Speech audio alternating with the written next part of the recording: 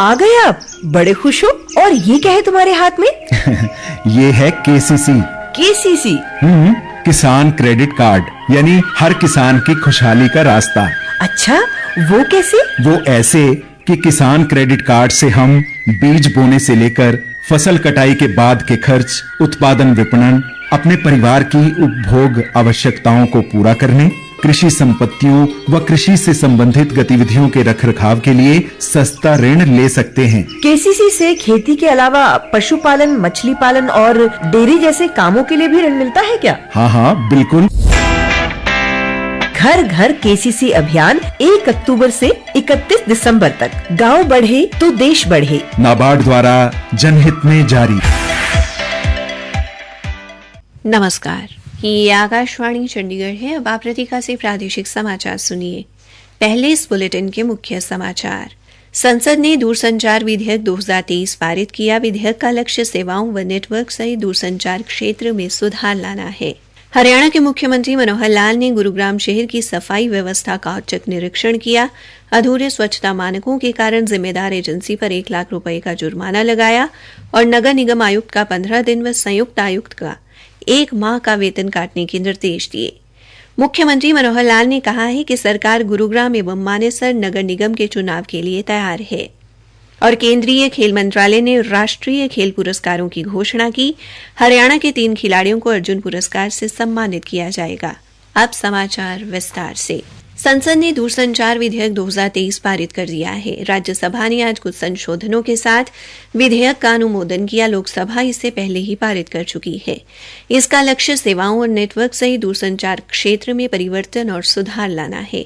विधेयक में दूरसंचार सेवाओं के विकास, विस्तार और प्रचालन संबंधी कानून में संशोधन करते हुए इसे मजबूती प्रदान करने के उपाय किए गए हैं। ये विधेयक भारतीय टेलीग्राफ अधिनियम 1885 का स्थान लेगा। विधेयक पर बहस का जवाब देते हुए यांत्रिकी एवं सूचना प्रौद्योगिकी मंत्री अश्विनी वैष्णव ने कहा कि विधेयक उपयोगकर्ताओं की सुरक्षा सुनिश्चित करता है। उन्होंने कहा कि इसके लागू होने पर अनुचित तरीके से सिम जारी किए जाने पर रोक लगेगी। सूचना प्रौद्योगिकी मंत्री ने कहा कि विधेयक में कानून का उल्लंघन करने वालों को कड़ा दंड देने का प्रावधान है। इसके अंतर्गत 3 वर्ष के कारावास से लेकर 50 लाख रुपए का जुर्माना किया जा सकता है। मंत्री ने कहा कि विधेयक में कारगर शिकायत निवारण तंत्र की व्यवस्था की गई है जो डिजिटल होगा। हरियाणा के मुख्यमंत्री मनोहर लाल ने आज गुरुग्राम शहर की सफाई व्यवस्था का औचक निरीक्षण किया। उन्होंने अधूरे स्वच्छता मानकों के कारण कन्हई मार्ग पर स्वच्छता बनाए रखने के लिए जिम्मेदार एजेंसी पर 1 लाख रुपए का जुर्माना लगाया। इसके अलावा सफाई कर्मचारियों के सुपरवाइजर से लेकर संयुक्त आयुक्त तक सभी पर जुर्माना लगाया गया। मुख्यमंत्री ने कहा कि सफाई व्यवस्था कायम रखना प्रशासन का कर्तव्य है और इसमें कोई भी चूक बर्दाश्त नहीं की जाएगी। नागरिकों को स्वच्छ वातावरण उपलब्ध कराने की सामूहिक जिम्मेदारी पर बल देते हुए उन्होंने वरिष्ठ अधिकारियों को जवाबदेह ठहराया और उनकी ओर से लापरवाही के लिए जुर्माना लगाने का फैसला किया। मुख्यमंत्री ने नगर निगम आयुक्त का 15 दिन का वेतन और संयुक्त आयुक्त का 1 माह का वेतन काटने के निर्देश दिए। साथ ही उन्होंने सफाई कर्मचारियों के सुपरवाइजर पर 10 रुपए का जुर्माना भी लगाया। क्षेत्रीय अधिकारी अजय कुमार पर 1000 रुपए, अतिरिक्त स्वच्छता निरीक्षक पर 2000 रुपए, वरिष्ठ स्वच्छता निरीक्षक पर 3000 रुपए और संयुक्त आयुक्त संजय सिंगला पर 5000 रुपए का जुर्माना लगाया गया। अगले 3 दिन में सफाई कर्मचारियों का वेतन जारी करने के निर्देश भी दिए गए। औचक निरीक्षण के दौरान मुख्यमंत्री ने कहा कि सफाई कर्मियों का शहरों में स्वच्छता बनाए रखने में अहम योगदान है। उन्होंने इस बात पर जोर दिया कि उनके वेतन का समय पर भुगतान सुनिश्चित करना प्रशासन की जिम्मेदारी है। मुख्यमंत्री ने सफाई कर्मियों का वेतन अगले 3 दिन के भीतर देने के निर्देश दिए। इसके अलावा उन्होंने अधिकारियों को अगले 1 सप्ताह के अंदर शहर की सफाई व्यवस्था में गुणात्मक सुधार लाने को भी कहा। मुख्यमंत्री ने अधिकारियों से सफाई व्यवस्था पर नजर रखने और इसका मूल्यांकन करने के लिए नियमित रूप से स्थलों का दौरा करने का भी आग्रह किया।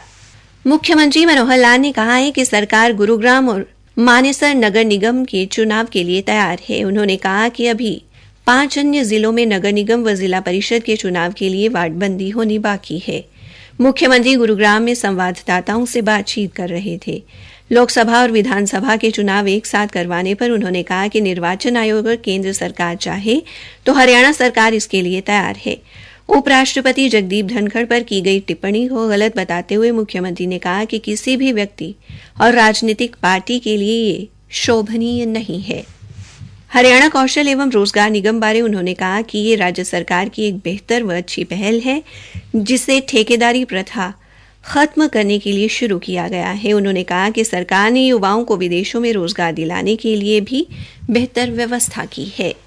प्रादेशिक समाचार आकाशवाणी चंडीगढ़ से प्रसारित किए जा रहे हैं। केंद्रीय युवा कार्यक्रम एवं खेल मंत्रालय ने आज राष्ट्रीय खेल पुरस्कारों की घोषणा की है। इस वर्ष 2 खिलाड़ियों को मेजर ध्यानचंद खेल रत्न पुरस्कार और 26 खिलाड़ियों को अर्जुन पुरस्कार दिया जाएगा।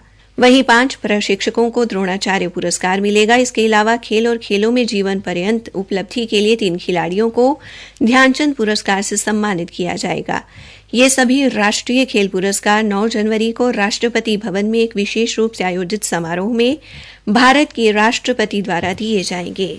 खेलों में उत्कृष्ट प्रदर्शन के लिए हरियाणा के 3 खिलाड़ियों को राष्ट्रीय खेल पुरस्कार से सम्मानित किया जाएगा। हरियाणा की गोल्फ खिलाड़ी दीक्षा डागर का चयन अर्जुन पुरस्कार के लिए हुआ है। वहीं कुश्ती में सुनील कुमार और अंतिम को अर्जुन पुरस्कार मिलेगा।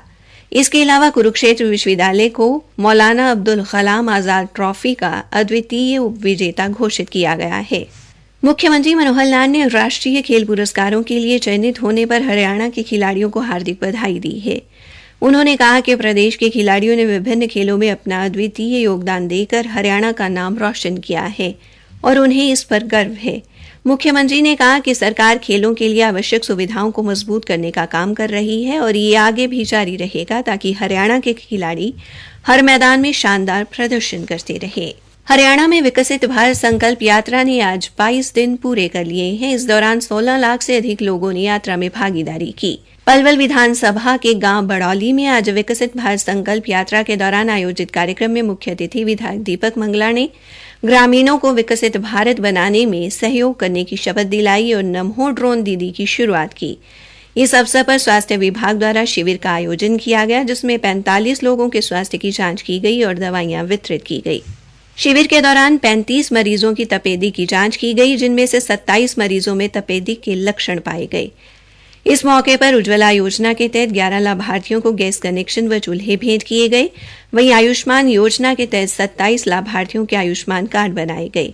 कार्यक्रम के दौरान एक लोक कलाकार, एक खिलाड़ी व स्कूल के 3 बच्चों को प्रमाण पत्र देकर सम्मानित भी किया गया।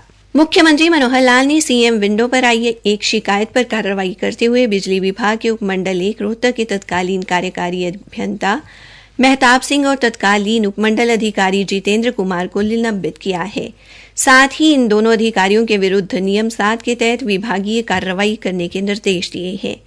मुख्यमंत्री के ओएसडी भूपेश्वर दयाल ने बताया कि सीएम विंडो पर रोहतक निवासी अरविंद द्वारा उसकी कंपनी के इस वर्ष जनवरी के बिजली बिल के साथ लोड ज्यादा प्रयोग करने के कारण शुल्क लग आने की शिकायत दर्ज कराई गई। शिकायतकर्ता ने बिजली का लोड बढ़वाने के लिए ऑनलाइन आवेदन किया और कई बार उपमंडल अधिकारी व कार्यकारी अभियंता से मिलने के बाद भी अपने आवेदन की स्थिति के संबंध में कोई जवाब नहीं मिला। इसके बाद शिकायतकर्ता को बताया गया कि बिजली विभाग के पास लोड उपलब्ध नहीं है, जिस वजह से उसे लोड नहीं दिया गया। इसी के साथ ये समाचार बुलेटिन समाप्त हुआ।